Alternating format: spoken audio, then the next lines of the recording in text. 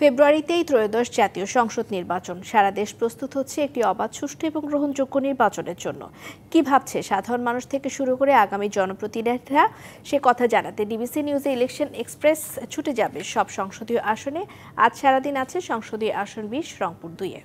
স্বাগত জানাচ্ছি CSRM DBC election এক্সপ্রেসে। আজ দিনভর আছি রংপুর 2 আসনে, শুনছি বিভিন্ন রাজনৈতিক দলের নির্বাচন কেন্দ্রিক প্রস্তুতি এবং আগামীর জনপ্রতিনিধিদের প্রতিশ্রুতির কথা।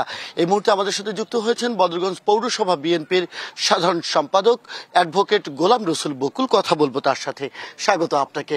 আমরা যতটুকু জেনেছি সারাদিনেই যে এই এলাকার মানুষের জন্য আপনি নিবেদিত প্রাণ, নানাভাবে সামাজিক কার্যক্রম করে আসছেন। একই সাথে বিএনপির রাজনীতির সাথে যুক্ত হয়ে এবার মনোনয়ন প্রত্যাশা করছেন, এরই মধ্যে গণসংযোগ শুরু করেছেন। আসলে বিএনপির জন্য এই আসনকে আপনি কতটা উর্বর করতে পেরেছেন? ধন্যবাদ আপনাকে এবং ডিবিসি ইলেকশন এক্সপ্রেসকে। আপনার মাধ্যমে আমার এই নির্বাচনী এলাকার জনসাধারণকে আমি শুভেচ্ছা জানাই এবং জাতীয়তাবাদী দলের ভারপ্রাপ্ত চেয়ারপারসনের পক্ষ থেকে আপনাকে সহ আমার নির্বাচনী এলাকার সবাইকে শুভেচ্ছা জানাই। আপনি যে কোশ্চেনটা করেছেন, আসলেই আমি ওই রকম ভাবে কোনো কাজকর্ম করতেছি না। তারপরে দলের জন্য, দলকে এগিয়ে নেওয়ার জন্য, জাতীয়তাবাদী দলকে সুসংগঠিত করার জন্য এবং পপুলার করার জন্য সুদূর ছাত্র জীবন থেকে আমি কাজ করে যাচ্ছি। তারই প্রতিফলন আজকে হয়তো বদরগঞ্জ তারাগঞ্জের জনগণ আমাকে হয়তো ভালোবাসতেছে।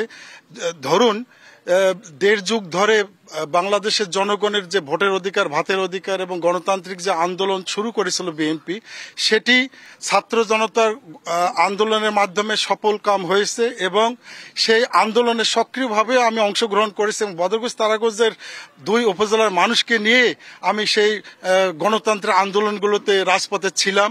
এবং এছাড়া 2013 সাল 2014 সালে যে সহিংস অহিংস আন্দোলন হয়েছিল, সেই আন্দোলনগুলোতে আমি আপনার সম্পৃক্ততার কথা তো আমরা জানছি, কিন্তু নির্বাচনের জন্য এই আসনকে বিএনপির জন্য কতটা উর্বর করতে পারলেন?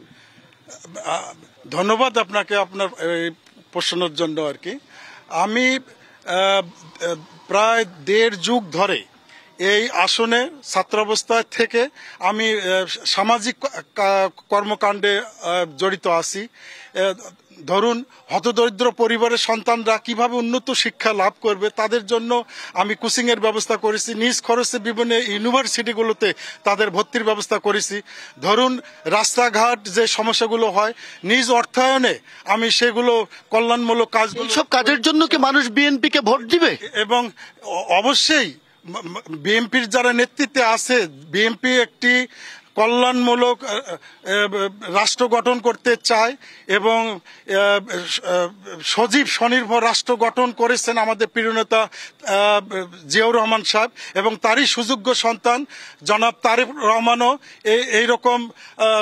আসনে প্রায় 4.25 লাখ ভোটার, এ পর্যন্ত কত জনের কাছে পৌঁছতে পারলেন, খুব সংক্ষেপে যদি বলেন? ধন্যবাদ আপনাকে।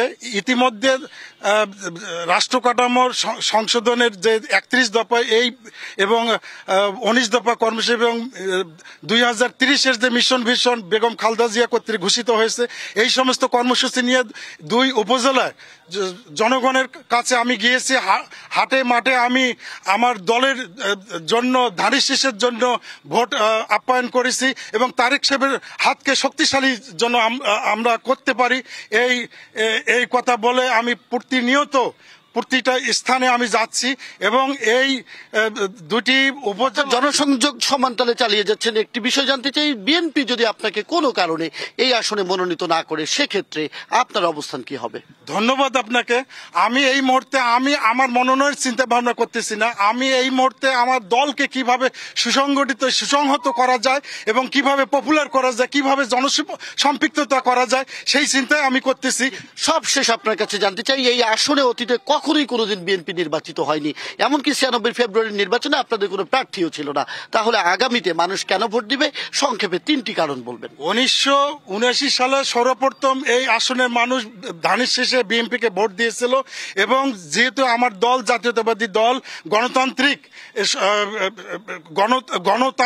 যে ইয়েগুলো ছিল সেগুলো আমার ধারাবাহিকতা ধরে রেখেছে, যদিও তথ্যগত হয়তো কিছুটা ভুল রয়েছে আপনার।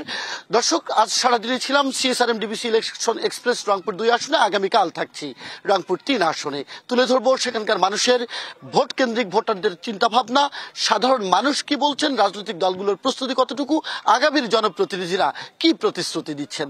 থাকুন সিএসআরএম ডিবিসি ইলেকশন এক্সপ্রেসের সাথে।